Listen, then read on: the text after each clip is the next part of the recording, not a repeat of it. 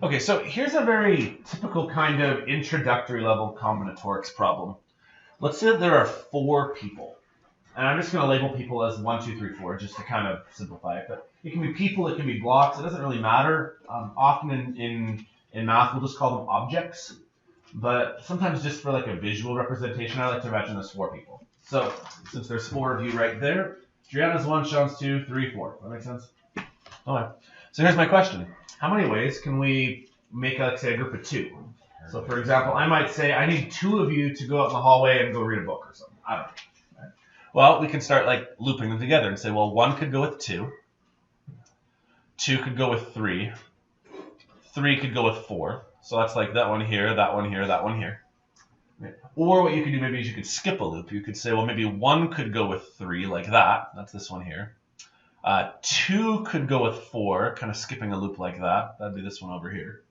Or you could have 1 go with 4. So you can say there's 6 different ways that we could take the 4 of you and basically say, let's just pick 2 of you to go, I don't know, do something, whatever that something is. Does that make sense? That's a very typical combinatorics problem, is find the number of ways something could happen. So, yeah, the definition here, the definition often involves probabilities as well. Technically, that's why the government's like curriculum, they don't call this combinatorics, is that combinatorics is supposed to require probabilities. I also really like this section for anyone who likes to gamble. Anybody ever watch like poker on TV? Yeah. You know how like when you watch poker on TV, they tell you like the percentage of like what's the odds of the person going to win? No, that's actually what makes a lot of poker players mathematicians, is that they can do fairly complicated math in their head and figure out their odds and figure out, okay, well, my odds of winning now are 50%. Maybe my odds of winning are 10%. But then they have to compare that with like the payouts that they're going to get. Let me see that I can give you an example here. Let's say I make a scenario and my odds are 25% chance of winning. So am I going to win every single time? No. Actually, I'm rarely going to win. 1 out of 4 times I'm going to win. I'll even write that out. 1 in 4 times I'll win.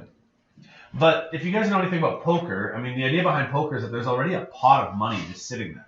And like as you continue playing, the pot grows and grows and grows. Does that make sense? Especially if you play like, say, Texas Hold'em. So imagine that there's like, say, $1 million sitting in the pot already in the middle. And this guy over here just raised $100. Which means you put $100 into the pot. So then here's you over here. Do you put $100 in as well? And I would say absolutely.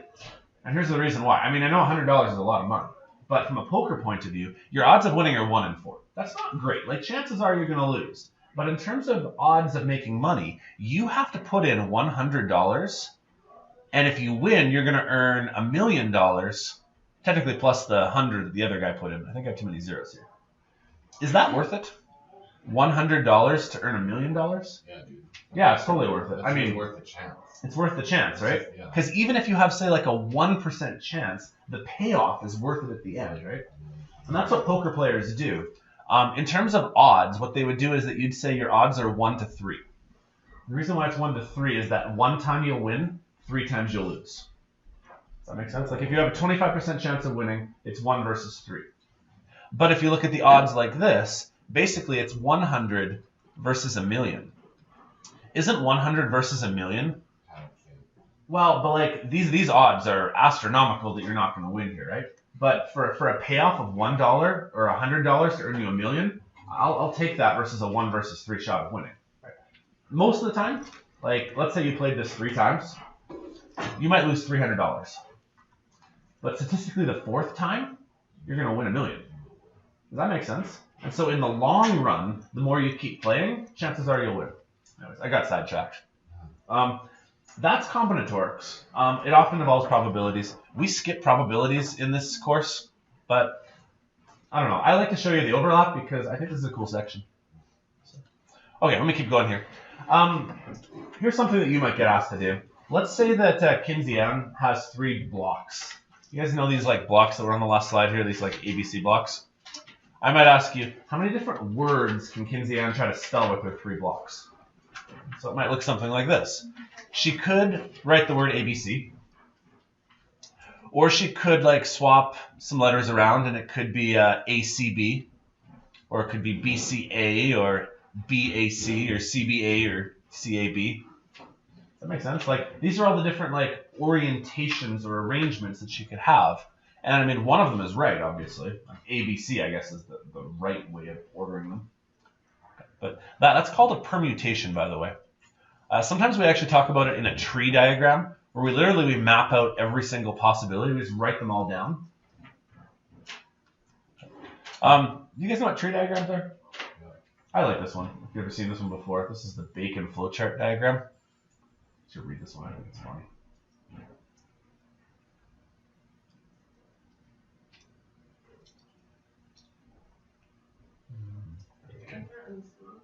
Does it not show very well? I'll read it for you. Starts at the top. Should you eat bacon? And the first question it asks, do you want to feel like angels are frolicking on your taste buds? And so then the way the tree splits up is you either answer yes, and it says then you should eat bacon, or it says no, which then says no, you've clearly never eaten bacon, so therefore you should eat bacon. Or yes, but I'm afraid bacon will kill me. Why? So then it says, are you a coward? And then the tree splits up again. I am not a coward, so then you should eat it. Or yes, I am a coward. And then it says bacon will turn you into a true warrior. Anyways, silly. This is a tree diagram. Sometimes what we do in combinatorics is we'll try to make a tree of every single possibility. Okay. So, like, let me give you an example I found on the internet. Let's say you were going to flip a coin 3 different times.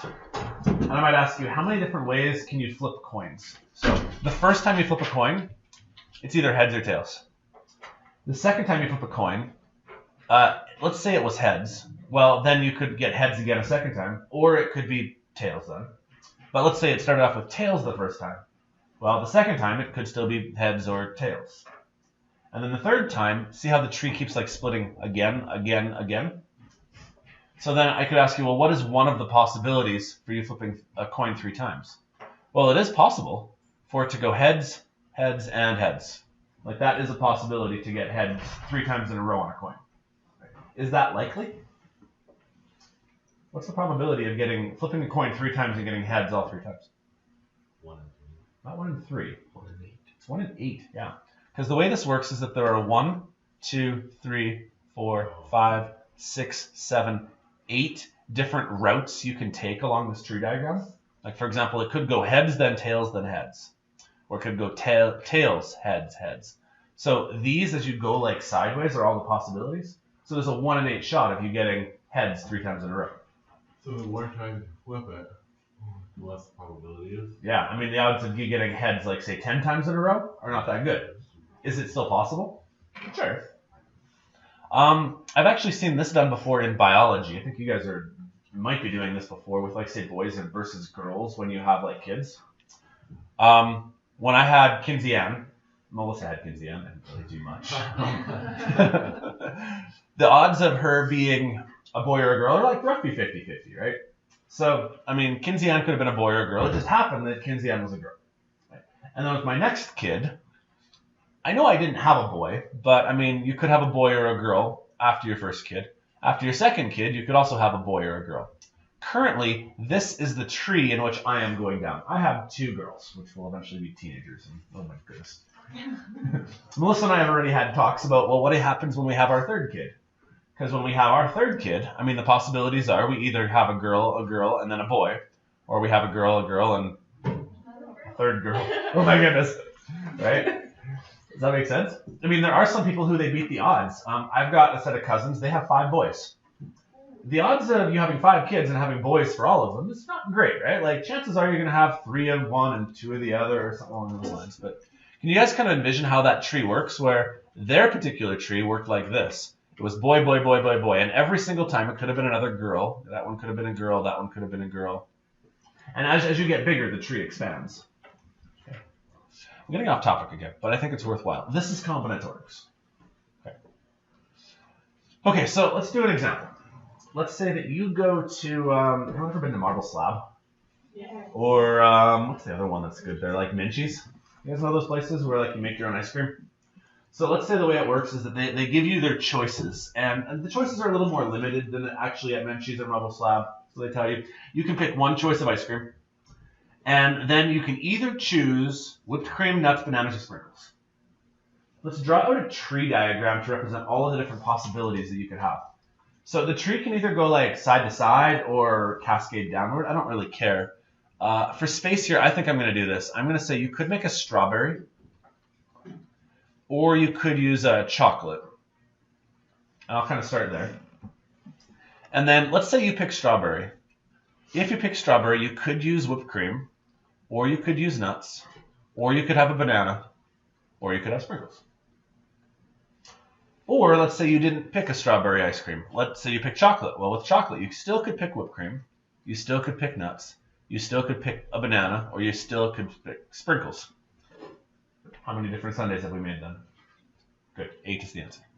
Because there's like 1, 2, 3, 4, 5, 6, 7, 8 different paths you could take. Does that make sense? Now, the further we get into our units, the more complicated we'll get. Because, for example, when you go to Marble Slab or Menchie's, yeah, there's more combinations. But here's the other thing. Do you have to choose just one? Sometimes you do have to choose just one. Like, for example, I think you either get to have, like, say, a waffle bowl or a cone. I don't think anyone actually picks a waffle and a cone and they mush them together. Like, there are some logical things where it is A or B. But there is also the possibility of A and B. And now if we're not talking just A and B, now if it's A through F, you could pick A, B, C, or you could pick A, B, D, or you could pick A, B, C, D, F, or you could pick nothing. Does that make sense? And that's one of our goals, is to try to figure out all those possibilities. Now let's do one more here. You got a restaurant, and it's got 4 choices of appetizer, 2 entrees, and 3 desserts, and you get one of each. How many different ways can you make your meal? So just to kind of make things kind of give some names to them, can I make the appetizers be A, B, C, and D? We'll make the entrees E and F, and we'll make the desserts G, H, and I. Does that make sense? Just so we have some letters to work with. So you could have Appy A, Appy B, Appy C, and Appy D. And then in terms of your entrees, you could pick E and F for each of them. Yeah. And this could be E and F as well. And this could be E and F. And then once you pick that, then you still have the choice of dessert. So if you took this tree, you got to pick one for G, one for H, one for I. This one would be G, H, and I. This one is G, H, I. This one is G, H, I. After a while, you kind of figure out there's a bit of a pattern to this, I guess.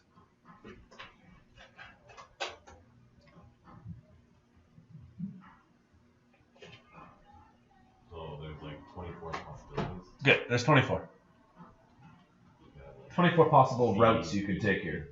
C, G, or C, E, H. Yeah, like you could go B, E, I. You could go C, E, I. You could go C, F, H. You could go C, F, I. Whatever C and F happen to be. Does that make sense? I like doing this particular problem. I pulled this off the internet a while back ago. Subway, I don't know if they still claim this, but they used to really advertise that they have over 2 million menu combinations. They do have quite a few topics. And there's like, when you start thinking about all the different possibilities, like it gets actually quite extensive where you go, okay, well there's, 6 different types of bread and there's different types of cheese and toasted or not. Exactly. I don't know. So, I want to do the subway problem, but first I want to talk about the faster way of solving it. It's called the fundamental counting principle. After a while, making a tree diagram is kind of ridiculous because like it's just taking forever to make a tree that counts all the possibilities. So someone really clever figured out that if you can do something, say, in P ways, like say 5 different ways of doing something, and 3 ways of doing this, and 2 ways of doing this, together you just multiply them. I want to go back over the previous examples and just show you how we can figure that out really quickly.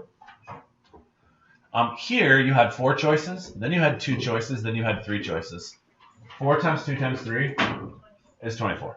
Yeah. Here you had 2 choices, and then you had 4 choices. 2 times 4 is 8. So like we can make a tree diagram, but we're not going to in most cases because most of the problems that we solve, it's going to be too high to count. I mean, you could, if you had an hour, like draw out every possibility and get all 2,000 of them, but that's ridiculous. Some guys might actually have to do that. Well, actually, that's what I want to do with you guys. I want to do the subway problem. So you guys have all been to Subway before, I'm sure, right? What is the first thing they ask you? Bread. Okay, how many choices of bread are there? I don't know. Like Italian. I think when we counted up before, we figured there were 6 main types plus flatbread. Yeah. So would it fair to be said that there's probably 7 types of bread? Okay. So there's your first question is, what type of bread do you want? And I would say you have 7 choices of bread. But then the next thing they ask you is, how big of a sandwich do you want? 12-inch or 6-inch. Say those are probably your main 2 choices, right? So then you might get asked what the size of the sandwich is, and so that makes 2 more choices you got to multiply by. Then they ask you, what do you want on your sub? Usually, let's just simplify it. Let's say, what sort of meat do you want on your sub? How many different meats are there probably at Subway? Okay, so if we were to guess, what did you say, 12? I don't know. Is 12 a reasonable number for like how many different types of meat you can have on your sub? Okay, so why don't we just make 11 choices plus the choice of no meat? So why don't we say there's about 12 different choices of meat? I think at this point here, then they usually start asking you another question. Do you want it toasted? Because they ask you that at some point, right? And how many choices do you have for toasted? 2. 2, yeah. It's like binary again. There's the choice of yes or no, 1 or 0. Actually, if we just get it warmed up. Ooh. Why don't we just go with 2 though? We'll say toasted just to make it simple. So there's 2 choices for toasted. Where's the cheese? That's next. So then they ask you about cheese. And I think there's like white cheddar, orange cheddar, Swiss, And shredded. Yeah. And no cheese. Oh, good point. And there's still that possibility of no cheese. So why don't we make it 5? Because you don't have to have cheese. Don't you think you can have a sandwich with no bread? That makes it tricky, doesn't it? No, they do the salads. There are certain. Why don't we assume that you have to make a sandwich at least? Because you do make a good point, right? It literally happened before. I've seen it. It's horrible. Okay. What's after the cheese? Okay. Now here's where this gets confusing because do you have to have toppings at all? No. But like, do you have to have 5 toppings or 6 toppings, or could you like choose some of each? So sometimes it's best to treat all of these in the binary scenario of on or off. They might ask you, do you want lettuce? And when you ask for lettuce, you either have a choice of yes or no. So you like times by 2. And then there's tomatoes. And again, you have 2 choices when it comes to tomatoes, yes or no. I'm running out of room, so I'm going to go down here. And how many other toppings are there? Cucumbers, pickles. Sure. So I'm just going to say like there's cucumbers, there's pickles, Banana peppers, black olives. peppers, Jalapenos. banana peppers, jalapenos, and all of these things Avocado. you have 2 options for. Sure, avocado. Is it 2 because it's like Yes or Yes. no. yes or no? Does that make sense? So like I know you don't actually go, and they probably don't ask you every single one at a time, right? But in theory they could. Do you want this? No. Do you want this? Yes. Do you want this? No. But really you're being given a whole bunch of yes or no scenarios in a row. Yeah. For simplicity, could you combine all those? Great question here. What you could do eventually is to simplify things. You might say, how many different little tubs do they have there? And maybe I could just guess they have about 12 of them. So what you could do is for all of this little bit right here, you could say it's 2 to the 12. Because 2 to the 12 really means 2 times 2 times 2 times 2 over and over again. Well done, by the way. Does that make sense? And there's like a lot of sauce. And then you got your sauces, and so we can do the same thing for sauces. I'm thinking that little tub there, they must have what, maybe about 8 of them? 6 of them? There's 16 sauces. 16 sauces? You just Googled that? Wow. And Okay. There's like 7 different types of cheeses. Okay, well, let's Okay, we're simplify talking about it. ours in town. Yeah. Let's go with. Okay, so let's go with the one here. There's 7, like 8 sauces? I'd say, yeah, like Not that I don't disagree. Like, in the right Subway, you might have more, but... Okay, so when it comes to sauces, then... Or like this sub sauce mayo. Okay, so why don't we say sauces is 2 to the 8, then? You have 8 sauces, and each of the sauces you have a yes or no choice to. And then I think the last question then is salt and pepper. So in a way, that's also like 2 times 2. Because you could have no salt, no pepper. You could have just salt. You could have just pepper, or you could have both. Speaking of choices.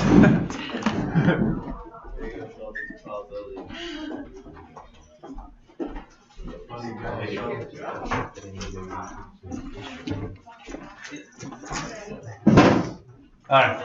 Now, Subway is even more confusing because then they ask you things like, would you like to make that a combo? And then you can have pop or chips or cookies. But why don't we simplify it to this and just see how many possibilities there are just with sandwiches. So let's do something like this. 7 choices of bread times 2 sizes. 11 types of meat plus the possibility of not choosing meat, which makes it 12. Toasted or not toasted. 4 types of cheese plus the possibility of no cheese. We haven't even gotten into the possibility of double cheese, because that's even more confusing. Then I would say we'll times by 2 to the 12, because that's our number of condiments, or our number, yeah, like the veggies. And then I'll times by 2 to the 8, because that's how many sauces there are. And then 2 for salt and 2 for pepper. And that's how many combinations you can make. That's a lot. Yeah. Like, it's ridiculous. That's like bigger than 2. Okay, so let's count it out here. This would be to the hundreds. That would be to the, like, 100,000s.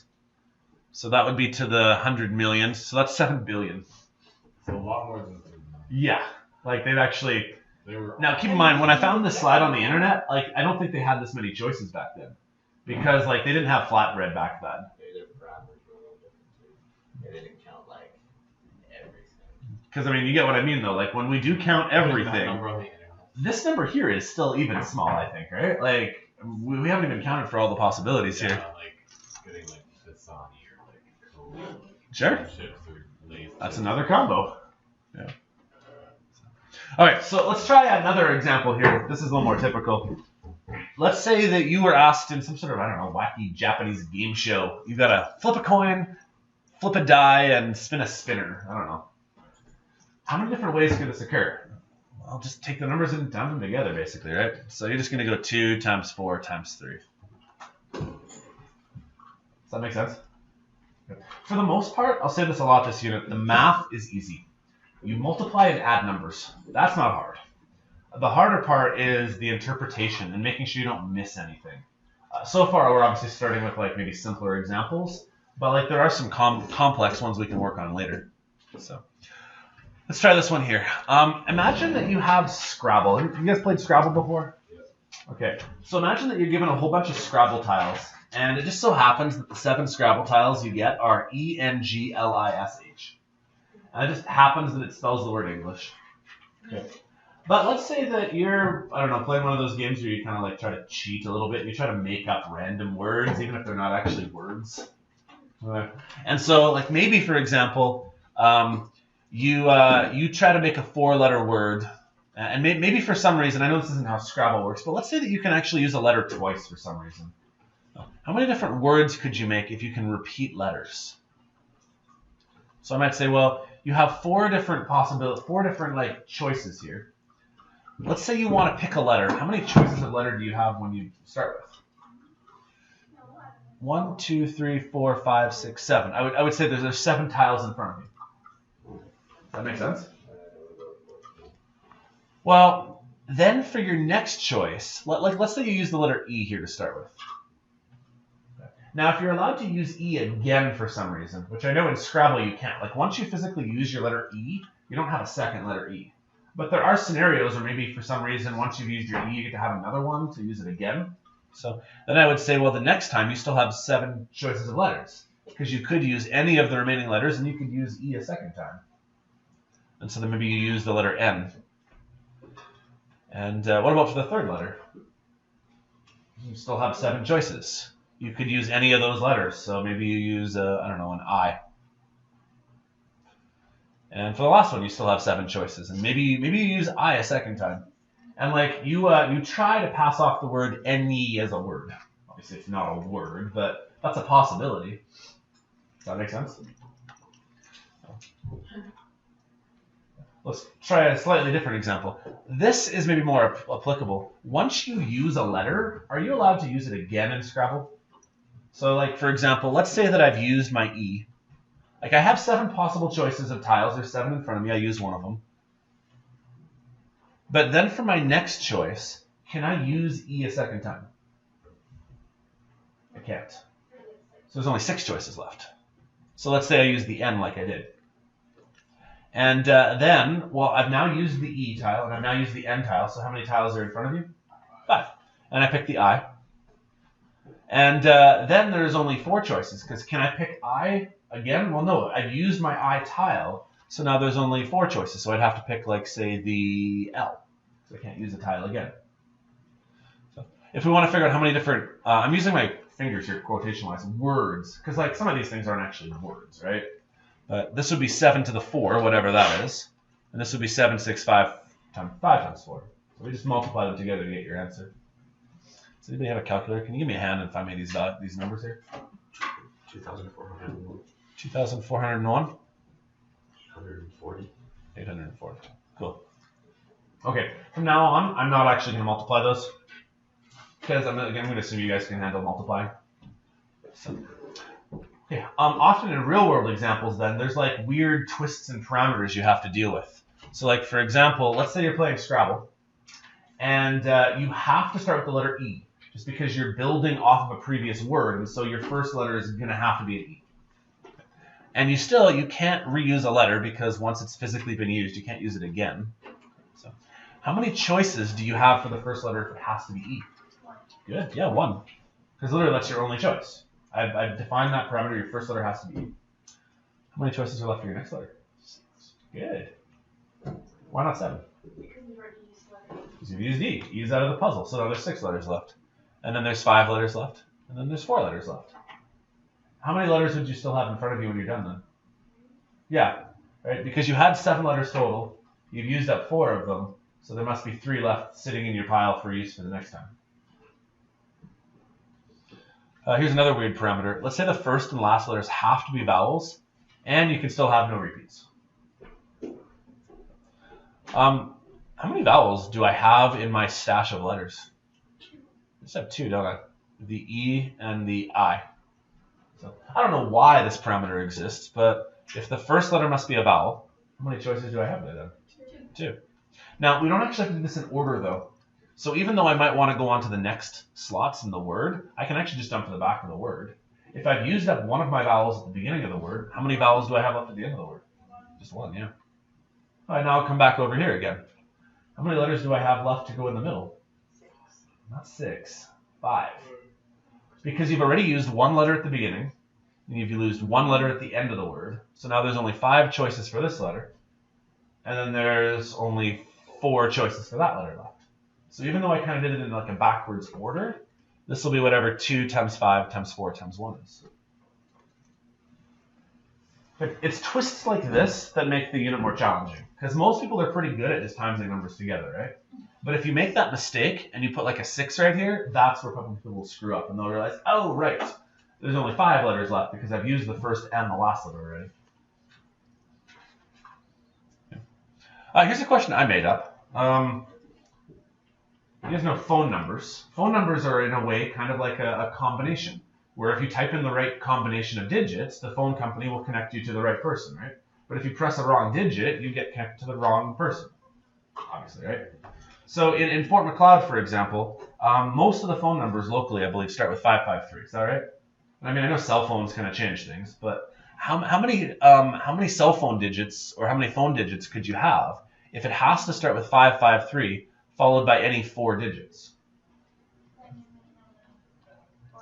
0, 2. All right, well, let's do this. There's 7 digits in a phone number, right? If you have to start with 553, how many choices do you have for the first number? 1, 1, 1. Yeah, 1, 1, 1. You have to type in a 5, you have to type in a 5, you have to type in a 3. Right, like that's just a guarantee. Well, then what could the next digit be? 0. Okay, I get what you're saying. It could be 0. How about, let's maybe rephrase this. How many choices do you have for the next number? 9, 10. 10. Why 10, not 9?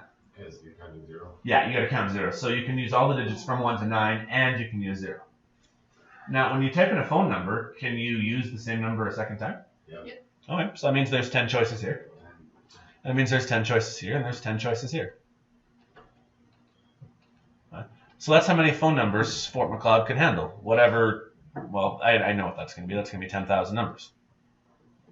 Okay, there's not 10,000 people in Fort McLeod, though. But could you see, though, that at some point we're going to run out of phone numbers? Maybe not in Fort McLeod so much, but I mean, when you start thinking about it, if every household family has a phone, and there's some businesses that have multiple lines. Well, they changed the area code. That's why they changed That was actually a reason why they had to change area codes, yeah, because you start running out of numbers, right? And they never used to have as many numbers. Like we never even have these like 10 numbers. Right, you didn't need to use the 403 first, right? So let's say that we open up another set of possibilities here. Let's say that you could, or, this is a really key word here, or instead of doing that to make more numbers, let's say that you could start with the digit 6, then have anything from 3 to 8, and then 5 other digits. Like, does anybody have a cell phone that starts with, like, say, 634? You've seen some of those ones before? So, like, for example, a new set of phone numbers would be, it has to start with a 6. So that means you guarantee you're typing in a 6. And then for the next digit, it's anything from 3 to 8. How many numbers are there between 3 and 8? 3, 4, 5, 6, 7, 8. Isn't that crazy? 3 minus 8 is 5. I know, but the way it works is that you have to consider inclusiveness. You have to count 3 and 8 on both sides. So there's actually 6 digits you can use there. I know. All right, and then after that, do you have any restrictions? All right, so you can use any number you want. You can use those ones there. Okay. Now, logically, there are certain numbers that the telephone company actually takes out of business. For example, the number, like say 6385555. Usually, they don't use like the 555 digit ones. You ever seen that? Because they save like 555s for like fake movie numbers. You notice that? And I feel like there's a really good reason that they might take out like say 6911555, just to try to avoid having something like that sitting in the middle of a number. Well, like realistically, it's like 10 to give or take 2. Yeah, so they might take a few numbers out of circulation just to make sure that you don't accidentally start a phone number with 911, right? Because that'd be a bad choice. So. Okay, here's the point I want to make though. This number right here, when we times them all together, should be 600,000. So if you open up the restrictions to a 6, 3 something number, there's a lot of numbers. Does anybody have any ideas how you deal with this or possibility? If you could type in a 553 number, or you could type in a 634 number, what should I do with these two numbers here? Good, you add them, yeah. If you ever have an or type scenario, or means you need to add your possibilities. If I could do this, or I could do this, add up your possibilities. So that means the grand total would be 610,000. 2 zeros.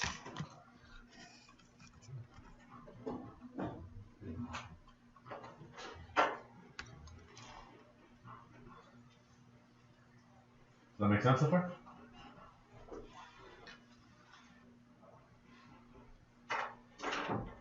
All right. Another really applicable spot for like counting things up would be license plates. Okay.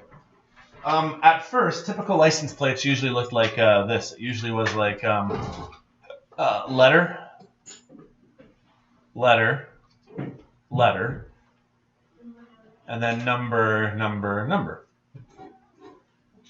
That's how most license plates originally were started. Now, if you've gotten a car more recently, like my van has like 3 letters and 4 numbers. Like there's a 3-4 combo they started opening up. Right? In other countries, they might do 2 letters, 4 numbers. But like this is a very typical original license plate. But I'm going to give you some restrictions here. You cannot use the letters I or O. Why would the car company, why would the government not let you do this? Yeah. I think there's some letters where they might be like, let's not use those ones because it'd be confusing. So if you can use any number, any letter you want other than I or 0, how many possibilities are there for that first letter? 26 letters in the alphabet. And then 2 of them are not usable, so there'd be 24 letters you could use here. And then you could use 24 letters here, because you can repeat.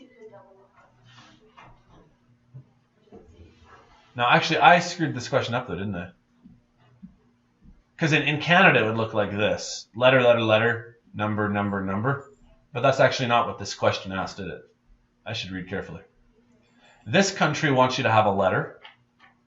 Then it wants you to have a number, then another number, then another number. And then it wants letters again. So this particular license plate place actually has a different combo than we did. So sorry, ignore this first little part. I guess I got sidetracked again. So let's try this example then. You can have any letter you want other than I or 0. So that's 24. Then any 3 digits, but the first cannot be 0. Good, yeah, 9. Right? Because normally there's 10 digits, but if you're not using 0, then you have from 1 to 9. What about the next digit? Now you can use 0 again, because it was only said the first one couldn't be 0. So then we're back up to 10, and 10. And then now it actually says I can use any 2 letters. So I think I can use 0 and 1 again, apparently. But it just says that they cannot be repeated. So there's 26 letters, but like let's say you use the letter A right here. Can you use the letter A right here? So then there's only 25 possibilities. So that's how many of this particular license plate could get made. Now I feel like in real world scenarios, they also have to like make sure that there's certain license plate combinations that don't go together that spell like say bad words. Right? Because if you're going to put 3 letters together, you can probably imagine that like some juvenile kid could put 3 letters together and spell bad things. So they probably don't sell those license plates either. You know what I mean? Yeah. Why is it not 24 instead of 20? I mean, why is it 25 instead of not 24? Well, this one right here, it said any 2 letters. So that's why this one's 26, because you can have anything you'd like. But then it just says that you can't be repeated. So even though you could use like say I or O or A or F or whatever letter you want to use right here, whatever that letter is can't get used here. So that's why there's 26 possible letters here, but there's a 1 less because you can't use the one you just used. That work? Yeah. Okay. Let's try like 1 or 2 more examples. We'll take a break here. Actually, okay, let's do this last example, then we'll take a break. Okay. Let's say your job is to manage a ski hill, and as the ski hill manager, there's 9 people. Okay, I'm part of this group here. We got 9 of us. And I'm also going to be the boss, though, I guess. And so I've got 9 different ski runs, and I got to send everybody to go work a ski run. So in a way, I could almost write out, 1, 2, 3, 4, 5, 6, 7, 8, 9. So then I look around the room and I say, I need someone to go work that ski run over there. And I point at Brad and I say, Brad, you're going to go work. How many choices did I have, though? 7. No, 8. Well, include myself, I guess. 9, okay. All right, now I've sent Brad out of the room. So sorry, Brad, you're no longer here, but don't actually leave. Now how many choices do I have to send the person to the next ski run? 8, yeah. And you can probably figure out the pattern here. Eventually, there'll be 7, 6, 5, 4, 3, 2. And then by the time I get to the end, imagine that I've sent everybody except for like the 2 of us right here. At some point, it's like, okay, well, you get picked to go. And then the last person, like there really is no choice about the last person, right? Like the last person just gets whatever is left over. Does that make sense?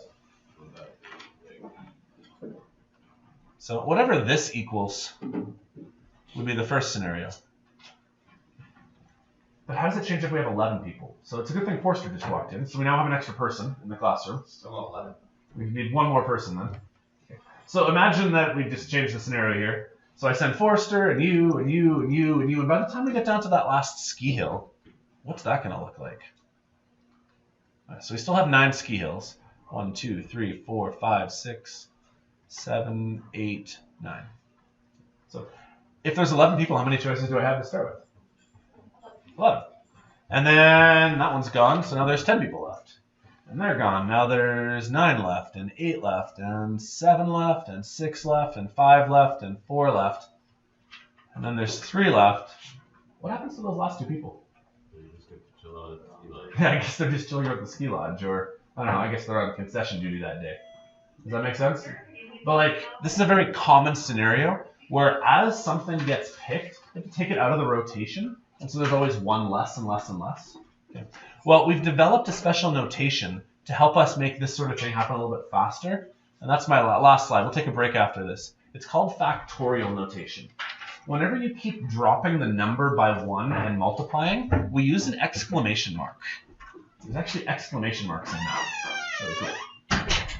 9 exclamation mark basically means take 9 times by 8 times by 7, and basically times by all these numbers until you run out of people. So what we could do on this scenario here is rather than just write all this out, we would just say 9 exclamation mark. And what that just basically implies is 9 times 8 times 7 times 6 times 5 times 4 times 3 times 2 times 1. Does that make sense? Well, this one right here can also be done using exclamation marks, though. But it's not 11 exclamation mark.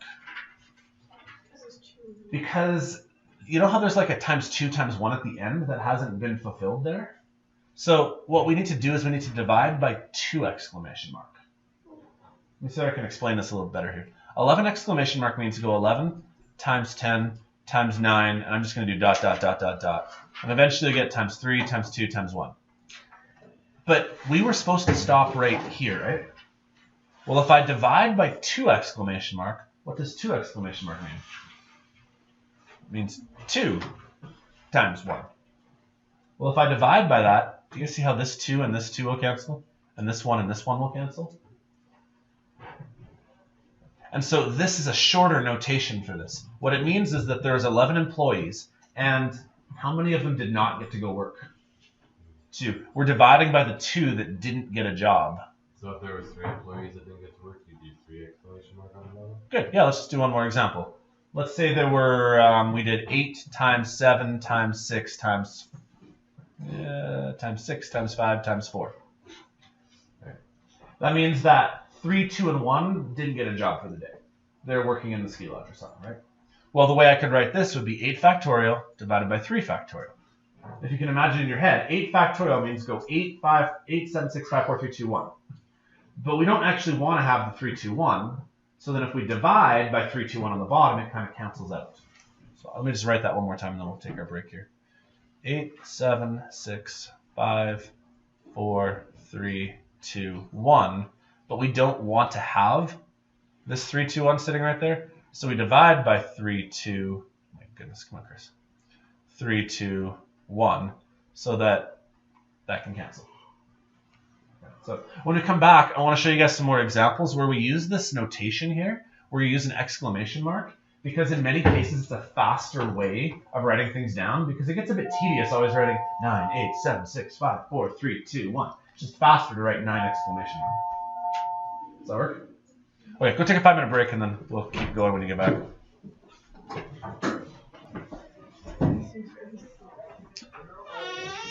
Alright. Let's just talk through some examples then, just working through what this notation means.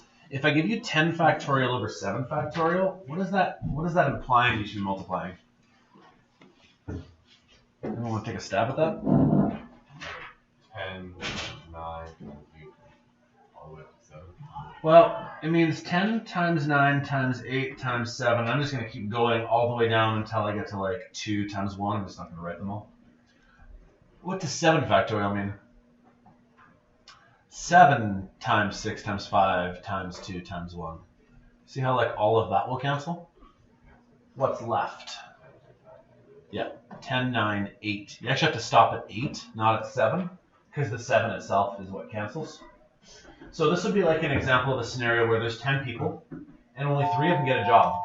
So imagine there's 10 of us in the room here, and those 3 get to have a job, and the remaining 7 of us, I guess we're stuck behind. What's happening on this guy right here, then? I might recommend, let's just focus on this part right here. What is 37 over 33 going to look like? 37 to 34. Why not 33 itself? Because it's only one of the fractions will cancel.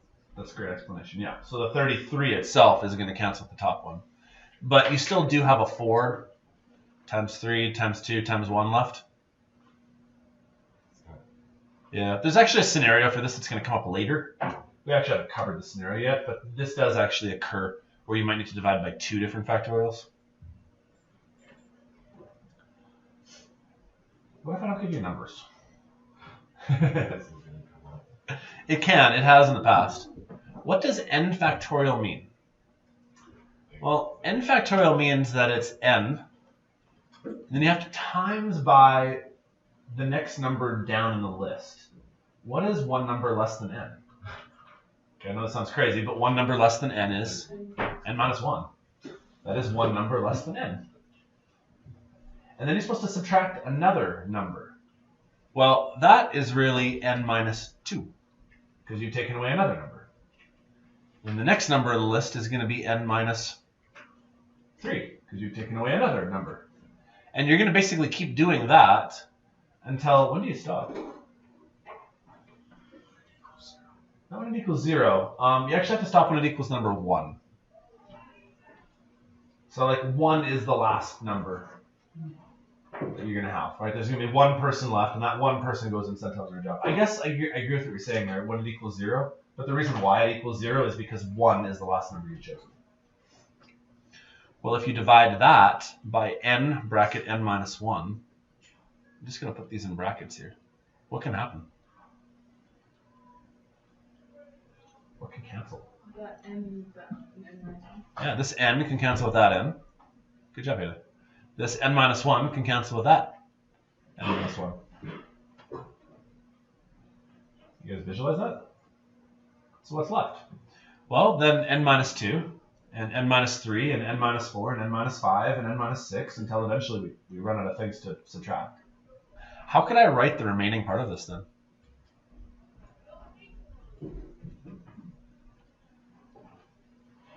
You write it like this. You write it like n minus 2 factorial. Because really the first number on my list now is this one. This is now the first number I have. I don't know what n is, but that's the one that's not been canceled. And it gets to subtract 1, and it gets to subtract another one, and keep going. And that's what that factorial notation kind of means. Does that make sense? Let's try another one. What does n plus 2 factorial mean? Well, it means start with n plus 2. Well, then you got to take 1 away. So if you have n plus 2 and you take 1 away, what do you have left? N plus 1. Good, n plus 1. Yeah, because there's, rather than adding 2, you're just adding 1. What if you take 1 away from that? N. Good. What if you take 1 away from that? Okay, I think we got the pattern now. So I'm just going to do a dot, dot, dot, and I'll just kind of point out. We'll keep doing that indefinitely until eventually we run out of numbers to subtract. And then I'm being asked to divide by n factorial. What is n factorial? Well, it means start with n times by one number lower than it. What is one number lower? N minus 1. And then you'd times by n minus 2 and n minus 3, and eventually you'd stop when you got to 1. What can cancel? N down. Yeah, that's a great way of putting it. N and down. Everything lower, everything like that will cancel. So what you're left with is n plus 2 and n plus 1. I don't actually have a fancy way of notating that, but that's what you're left with. Bobby Curran, can you please call 100? Bobby, please call 100. Okay, so quick summary here. Factorial notation is used as kind of a shorthand way of, rather than writing 9, 8, 7, 6, 5, 4, 3, 2, 1, just write 9 factorial. But sometimes we have to divide by another factorial just because that's what makes sense in the context of the question. So let's try some more questions again. Most of these need factorials. So anybody know baseball very well? How many people play on a baseball team? Do you guys know? 9, just in case you don't know. So when you play baseball, you need 9 people basically. So if you have 9 people and there's 9 spots to fill, how many different batting orders can you have? So imagine that we need everybody in the classroom. There's 9 of us. I say, you're going first, you're going second, you're going third, you're going fourth, you're going fifth. Can someone bat twice? So I guess what you could do is you could say, well, you got 9 times 8 times 7 times 6, and eventually you times by 1 because one person is the last person left, right? Maybe you've been in this place in gym before where like you're choosing teams, right? And like there's always that person who gets picked last, but I don't really think it's fair to say they get picked because like they're just the last person left. You know what I mean? Well, rather than writing it like this, we would say 9 factorial. That's a faster way of writing it. So whatever that number is. Oh, I haven't talked about where to find factorials. I should do that. In your calculators, if you guys want to grab those, the way you type in a factorial is you go 9, and then to find that exclamation mark, press math, which is right below alpha. And then you want to go over to PRB right here. That stands for probability. And there's an exclamation mark just sitting right there. And so that's what 9 factorial is. No, you don't actually have to type it out. There's a, I forgot to point that out. There's a function in your calculator that does it for you. So, okay, let's try the next one here. Let's say you have 15 people, but only 9 of them get to go bat. What happens to the remaining people on a sports team? You're on the bench. Yeah. Does that make sense? Right, that's a very logical scenario. You've got 15 people on the sports team. I mean, you've got substitutes, I guess, right? But the other kids are right on the bench, right? So if I wanted to write it out, it would look like this. You got 15 people who could be the first guy, and there's 14 for the next choice, and then 13, and then 12, and then 11, and then 10, and then 9, let's see, and then 8, and then 7. What happens to the remaining 6? They're on the bench. Does that make sense? What's a faster way of writing this, though? 15 with the exclamation mark over. Good, yeah. Basically the way this works is there's 15 kids in the team, but we divide by the 6 kids who aren't actually playing. They're on the bench. I mean, they might get to play eventually, but at least for this particular moment, they're not. Yeah. Does that make sense? So if you want to try to use that your calculator to figure that out, it would be 15 math exclamation mark divided by 6 math exclamation mark. Yeah, there's a lot of different batting orders apparently you can have. Okay, maybe a word of advice here. Rarely do you actually need to actually type that in your calculator. One of the reasons why is in the diploma exam, if it's a numeric response, it can only be 4 digits. And that's well over 4 digits. So it's not uncommon that the way that they'll phrase the answer will be like as multiple choice A. The answer will be 15 over 6. Or if it's numeric response, they might ask you for it to be A, B, exclamation mark over C, exclamation mark. And so then your answer would be 1, 5, 6. So we often don't actually have to find the number. We just assume that you can figure that out yourselves. Well, let's keep moving here. Let's say you got 7 people, and they all need to be in a photo. How many ways can you organize those 7 people? The answer is 7 factorial. I mean, after a while, it starts to be the same thing over and over again. There's 7 of you. You go there, you go there, you go there, you go there, you go there, right? Can anybody be in more than one location at the same time? No, right? So, I mean, once I pick you to be in the photo, you're kind of in that spot. Here is an interesting twist. Okay. My brother-in-law just got married, so maybe this makes sense if you can think of, it's a wedding photo. The bride and groom stand next to each other in the wedding photo. That's just logical, right? Well, that takes away a few possibilities because there's now a new twist. You're not going to have the bride over here and the groom over there. Now, I'm not saying they have to be in the center of the photo. It's just Frank and Jill, they have to be next to each other. Sometimes I like to explain this scenario as like the couple, they're just inseparable. You guys ever have that before where there's like, you know, a newly dating couple and like they don't leave each other's sides ever. You know, I like to call it Brad and Angelina sometimes, where sometimes we call them Brangelina because they're essentially one person. Like they're joined at the hip. You guys know what I mean? Yeah. Kind of envision that scenario here. How do I do with this twist? Go ahead. Is it like 7 factorial over 2? It's not 7 over 2. It's not a bad idea, though. Let me just write out people's names here. We're going to have A, and we're going to have B, and we're going to have C and D and E, and then we're going to have F and J. Those are Frank and Jill. Does that make sense? But what's happened here is Frank and Jill, they're intertwined. They are so in love with each other that they're never leaving each other. So I'm going to call them Frill or Brangelina. Like they're essentially one person. So in terms of rather than having 7 people, it's better to think of it as though you have 6 people. Because Frank and Jill are really they're so close to each other they've actually merged as like one person. Does that make sense? So now what you have is 6 people. And so then we say 6 factorial. Because you can arrange these objects in any order you want. But there's one more twist. As I've written it, Frank is going first and then Jill is going second. Is it possible to flip Frank and Jill around? Yeah, it could be that you could have had Jill and Frank that way. So you have to multiply by 2. Let me write up some possibilities here. It could go A, B, then Frank, Jill, then C, D, E. That's a possibility. There's 1, 2, 3, 4, 5, 6 different locations they could be. Or it could be A, B, Jill, Frank, C, D, E. Not the same. But it is different though, right? Because they flip themselves around.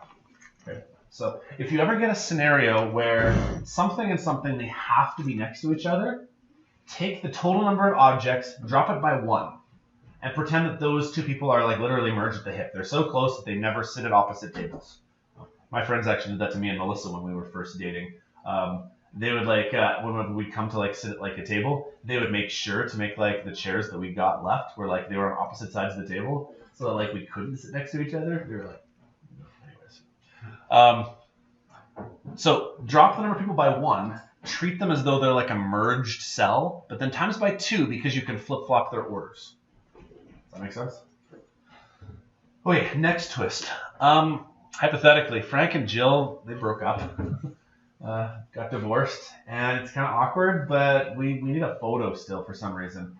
But the way this works is that Frank and Jill are not going to stand next to each other. Maybe you've been in this scenario before too, where it's like they're going to be in the same room as each other, but we just cannot have this possibility. Like, we could do this. We could go A, B, then Frank, then C, then Jill, then D and E.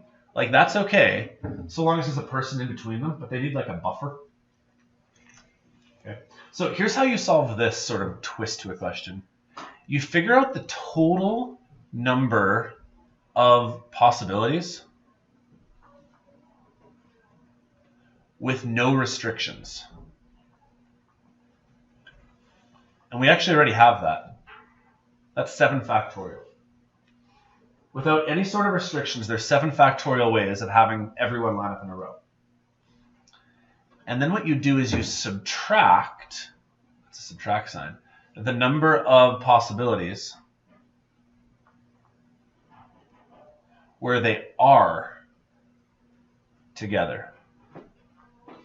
And that was 6 factorial times 2. If you do that, if you find all the ways total, and you take out all of the ways where they are together, what's left? The number of ways where they're not together. Does that make sense?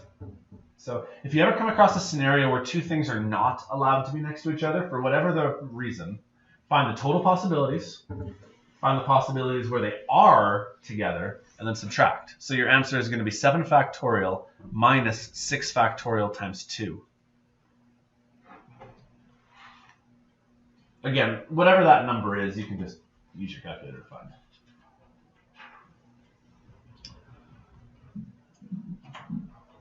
Does that make sense? No. Okay, last twist. Let's say that you're playing Scrabble. And again, playing Scrabble, it just so happens that you get these 5 letters, P-U-P-P-Y. You can spell the word puppy. But it just so happens that in front of you have 3-letter P's. Let's say I start to arrange them. I go P-U-P-P-Y. And let's say I flip around those 2 P's right there. Will that make a new word? No. No, you wouldn't actually get something new because they look identical to each other. Right? And what ends up happening is they're indistinguishable. I like to call this sort of question the indistinguishable items. Often I have a class that has twins in it, but I haven't had twins since the Bullet Girls have been here. So, but imagine that you have like a bunch of people and there's twins. So like here's mom, here's dad. Dad's holding baby, I guess. And then the 2 girls are like literally the exact same as each other. You cannot tell them different. If the 2 twins were to flip their spots in the row, would you actually be able to tell the difference? I mean, unless you really could tell the difference between the two. So that means that there's not a new order there. So there's another way that we can take care of that, and I have a formula here for you. It works like this. It's n factorial over ABC. And each of the ABCs are also factorialized. I'm making up a verb here, I think. Okay. If you have items that are the exact same as each other, you have to divide by how many of the exact same there are in a factorial notation. I should just do an example. Okay. Let's say that you're doing that P-U-P-P-Y. How many letters are in the word puppy? 5. Okay. So there's 5 factorial ways of arranging all these letters. Except there's multiple P's. So I would say you have to divide by 3 factorial because there's 3 P's. There's also U's. How many U's are there? Okay, well, is dividing by 1 factorial actually that useful? Not really. There's also one more letter in the word. There's Y's.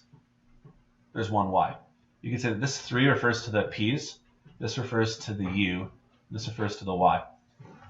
Technically, when we've been doing all of this work up until now, we've been using this formula.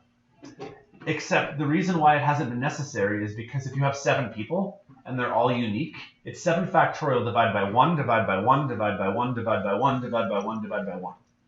And so dividing by 1 was kind of pointless, so I don't show you that when we start. But if you have items that are literally the exact same as each other, you have to divide by those factorials.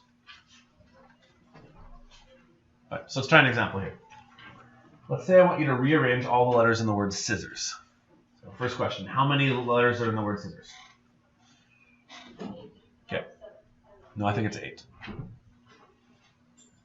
Are any of them repeats? Okay, so let's start with the letter S. How many letter S's are there? Let's say 4. How many letter C's are there? How many letter I's are there? How many letter S's are there? We've already done that. How many O's are there? 1. How many R's are there? 1. What we're really doing here is we're dividing and getting rid of repeated combinations because we don't want to count it a second time. Or here's another example. How many letters are there in the word Mississippi? 11. So then we got to divide by how many of each unique letter there is. There's 1 M. So normally we would never even bothered with that because there's only 1 M, right? But there are 4 I's. There are 4 S's. And there are 2 P's.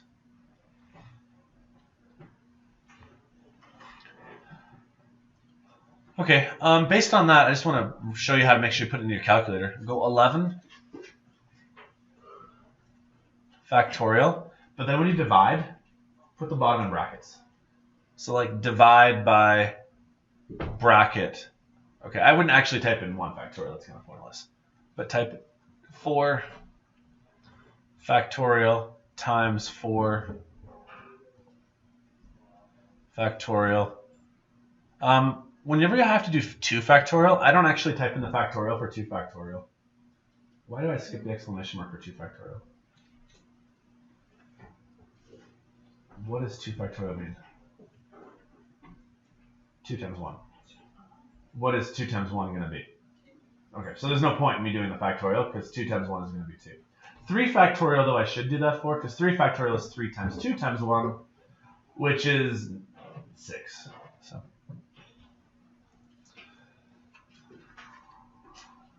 That make sense? Okay, let's skip ahead. Let's do those diploma questions, and then we'll call her a day. Sorry, it's a long lesson today, I guess. I really took my time to get to things. Let's skip to these diploma questions. I'll come back and try some of the other ones later. So, quick summary. This section, the math is very simple. It's all multiplying and adding numbers. The thing that I want to help prepare you guys for is scenarios and finding all sorts of different combinations and how they work in a problem-solving puzzle. So here's your scenario. You come across like a soundboard or like a light switch, and it's got 5 different things to it. It's kind of like binary again, actually, where the options are on or off. My question is, how many different possible ways can these light switches be? Like, for example, they could all be on, or they could all be off, or on, off, on, off. Any ideas how to solve this question?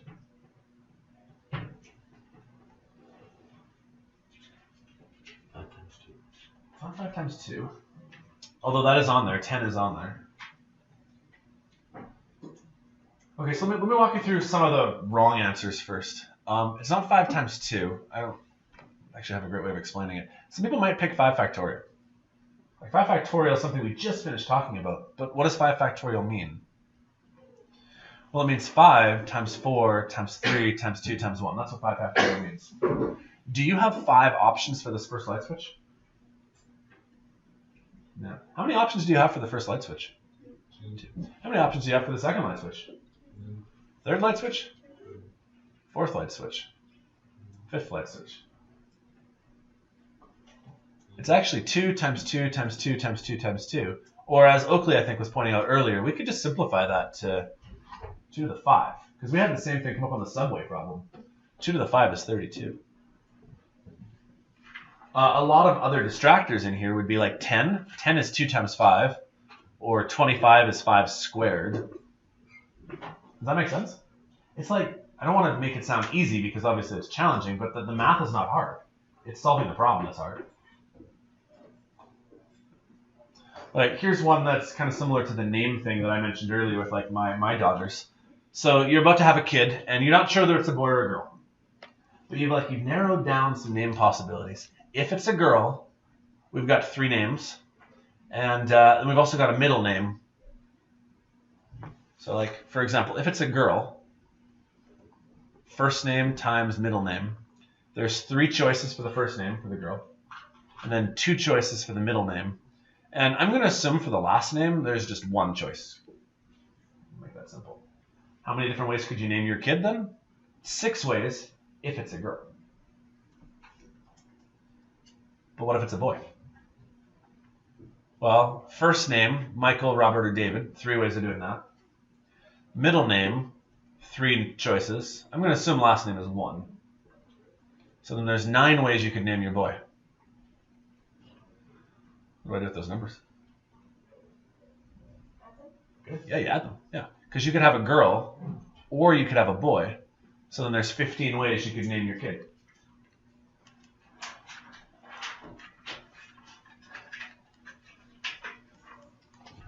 Does that make sense? Yeah. Okay, a security company, they have like a keypad, and it says that the keypad uses all the vowels A, E, I, O, U, and Y. I guess Y is a vowel sometimes. And it's a 3-letter key code, and it says no letters can be repeated. So let's say you had to figure out a password, and letters can't be repeated. How many choices do you have for the first letter originally? Let's say, well, A, E, I, O, U, and Y, you have 6 choices.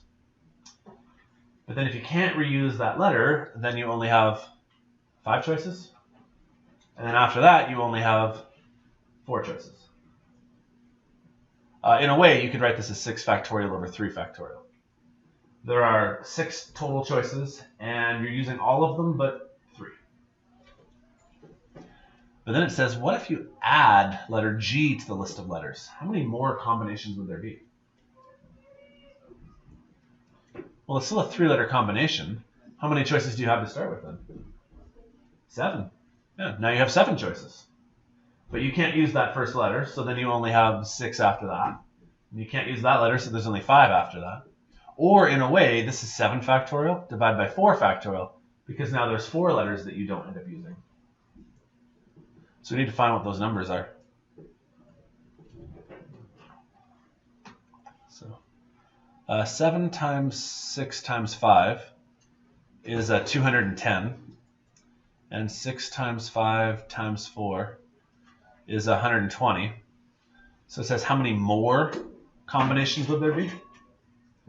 Well, from 210 to 120, there'd be 90 more combos.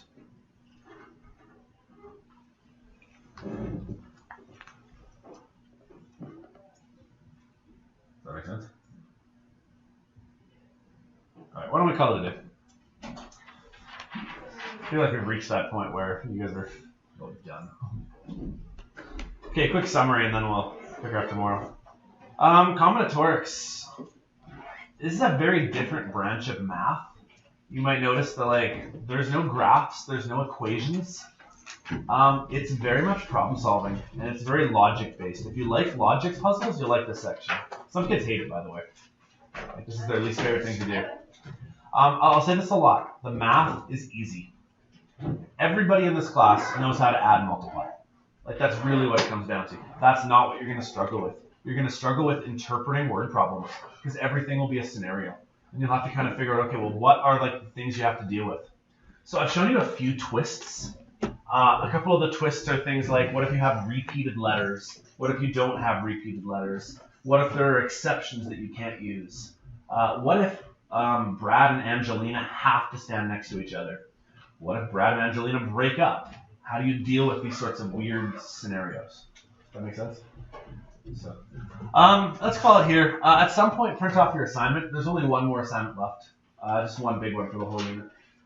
So, tomorrow we'll just pick up and keep working. So, I don't know whether we'll do one lesson tomorrow or two, but maybe just one based on today.